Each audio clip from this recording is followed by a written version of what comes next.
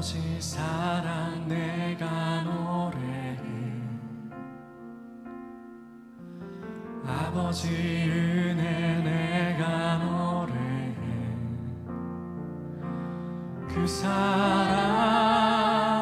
변함없으신,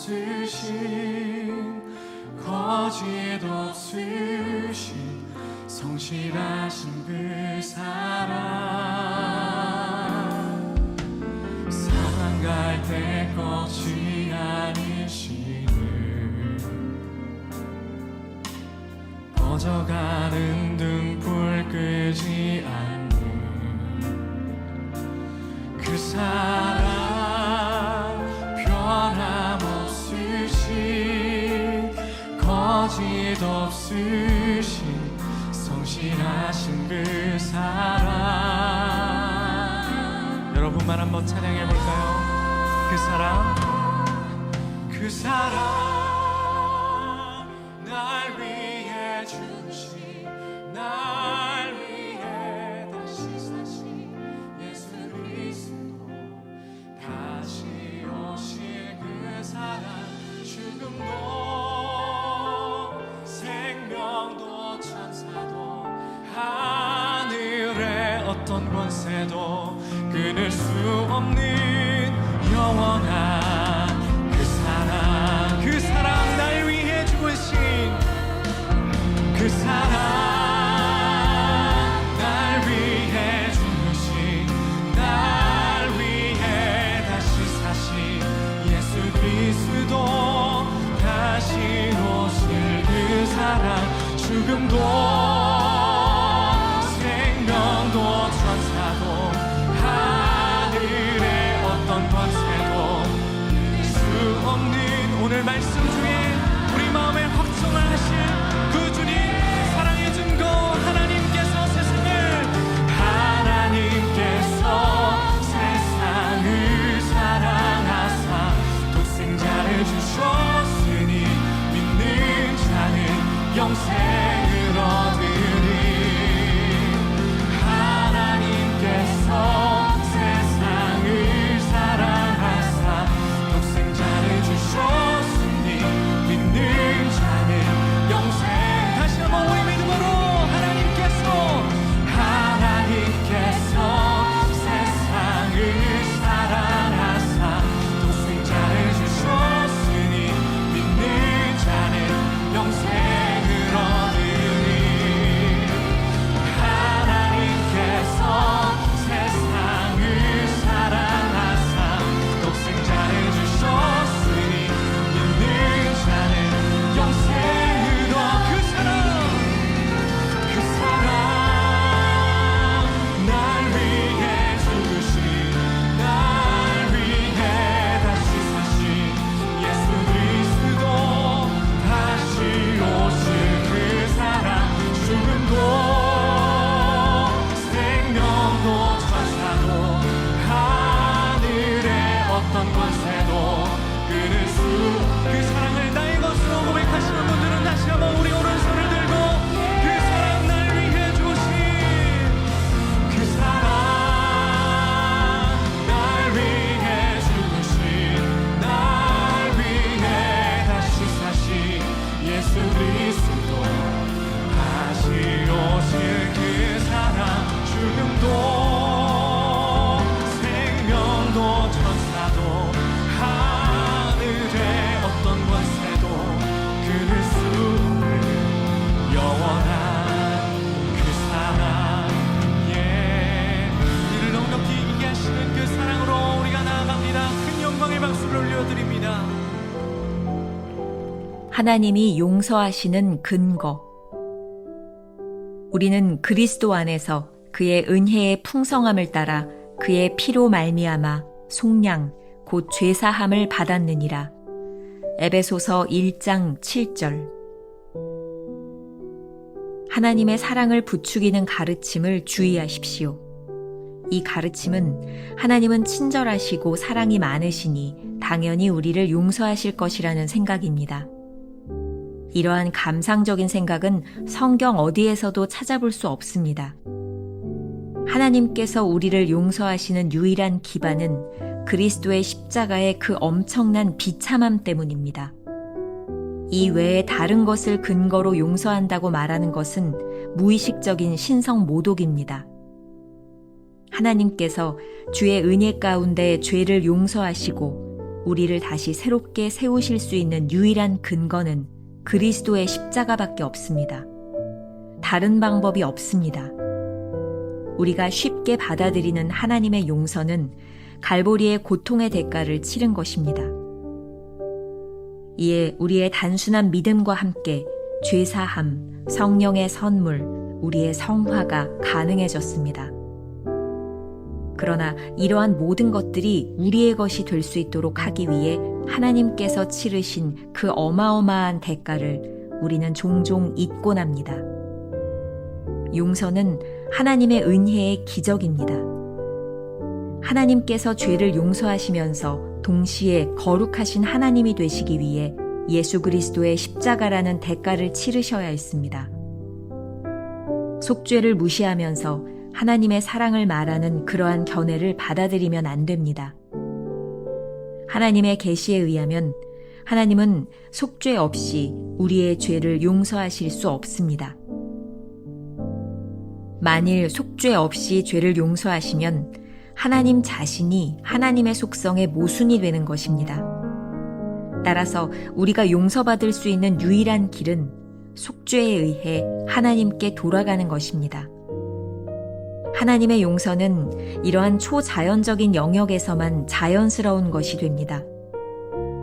죄사함의 기적과 비교할 때 성화의 체험은 아주 작은 것입니다. 성화는 단지 우리의 죄사함을 우리의 삶 가운데서 놀랍게 표현하는 것입니다. 인간의 가장 깊은 곳에서 감사의 마음이 일어나게 되는 것은 하나님께서 나의 죄를 사해 주셨다는 사실 때문입니다. 바울은 결코 이 사실을 잊은 적이 없었습니다. 만일 당신이 하나님께서 당신을 용서하기 위해 치르신 모든 대가를 깨닫기만 한다면 당신은 하나님의 사랑에 사로잡히게 될 것이며 그 사랑에 의해 강권될 것입니다.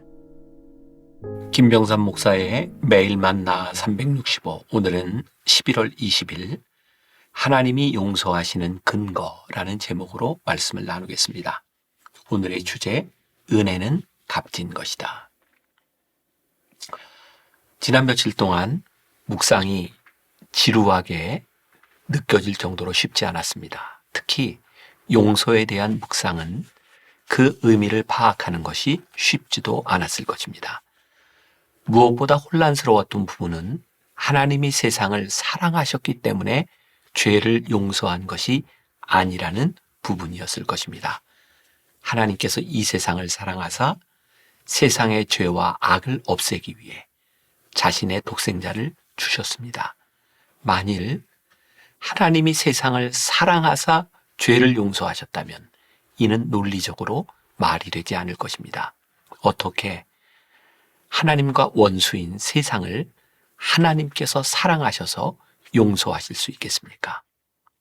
논리적으로 하나님께서 먼저 하신 일은 이 세상의 죄를 없앤 일입니다.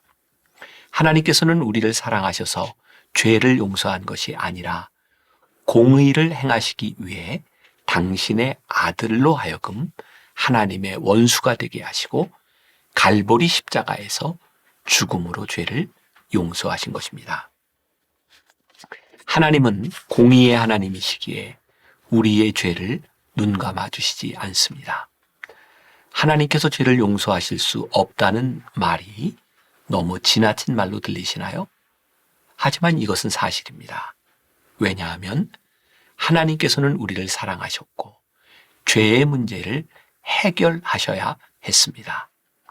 이러한 모순을 해결하는 유일한 방법은 누군가 이 죄를 대신 담당하게 하는 것입니다.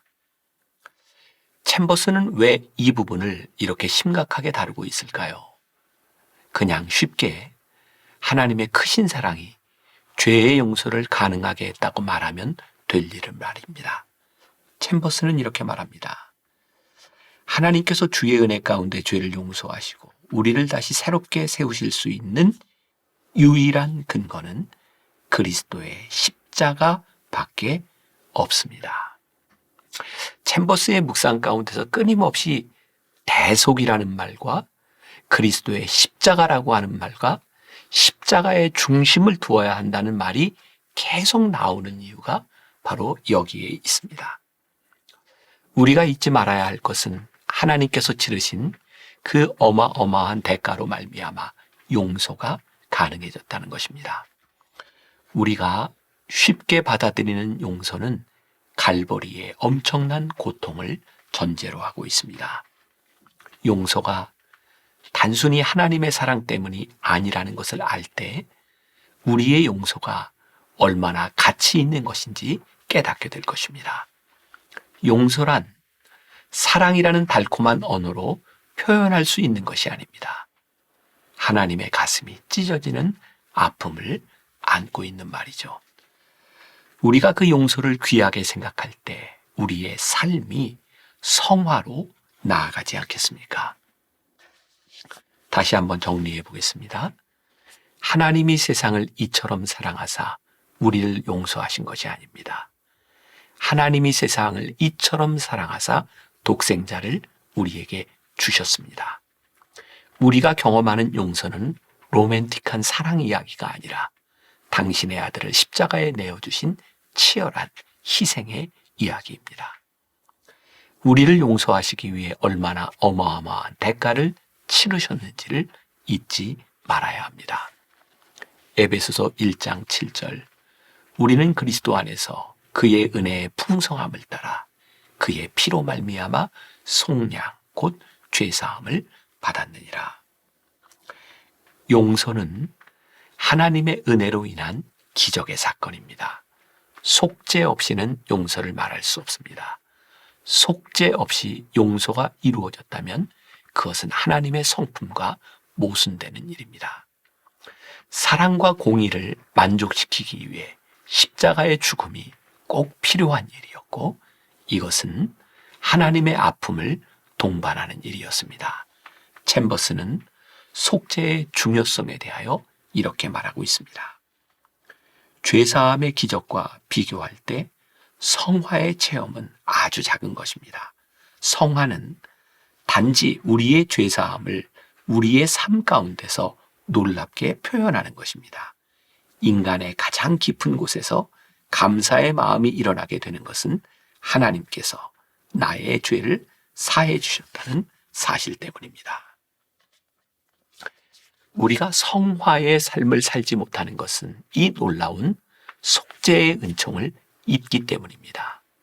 만일 우리가 이 사실을 기억한다면 성화의 삶을 사는 것이 그리 어려운 일이 아닐 것입니다.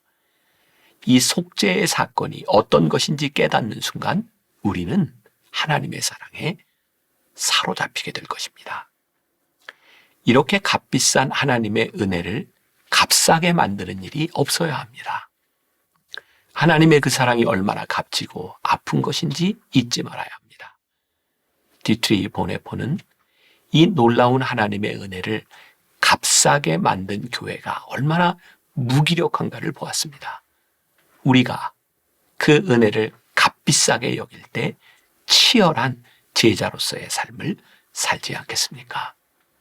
본회포는 하나님이 베푸신 은혜가 값비싼 이유는 하나님이 치르실 수 있는 가장 귀한 대가를 치르셨기 때문이라고 말합니다. 하나님께 값비싼 대가는 결코 우리에게 값싼 것이 될 수 없습니다. 디트리 보네포의 묵상에 나오는 글을 제가 소개합니다.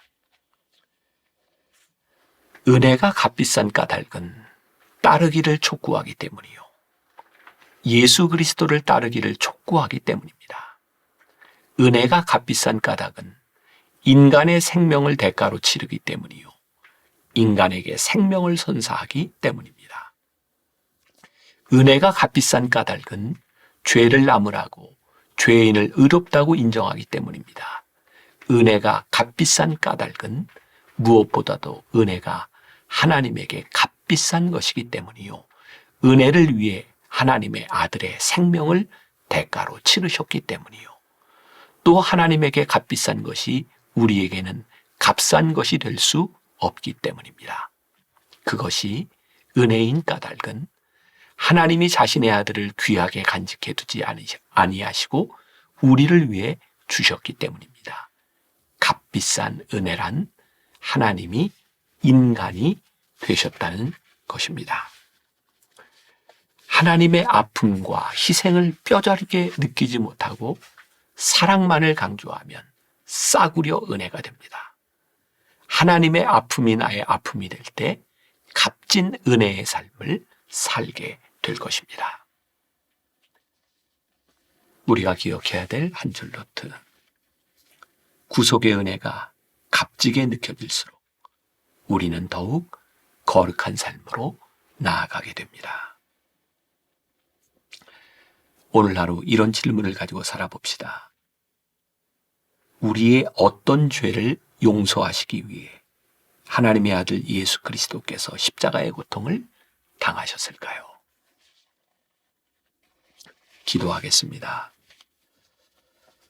오늘 묵상을 통해 하나님의 은혜가 얼마나 값진 것인지, 예수 그리스도께서 십자가에 못 박히신 그 사랑이 하나님의 마음을 얼마나 아프게 했던 것인지, 그 사랑과 은혜가 우리들의 마음 속에도 사무치게 느껴질 때 그 은혜가 우리들에게 얼마나 값비싼 것인지를 깨닫게 됩니다. 값비싼 은혜를 경험한 우리들이 이 세상에서 어떻게 살아가야 할지, 그 은혜를 아는 자의 삶이 이 세상에서 어떻게 거룩해야 할지를 고민하며 그 값비싼 은혜에 합당한 삶을 살아가는 우리 성도들이 되게 하여 주옵소서. 오늘 우리의 삶에서 한 가지를 묵상하며 지나가기를 원합니다. 하나님, 오늘 우리의 어떤 죄 때문에 하나님 그 비싼 대가를 치르셔야 했는지, 그 은혜로 말미암아 우리의 삶이 고쳐지고 우리의 인격이 고쳐지고 우리의 삶이 한 걸음 더 성화로 나아가는 귀한 날이 되게 하여 주옵소서. 예수님의 이름으로 기도합니다. 아멘.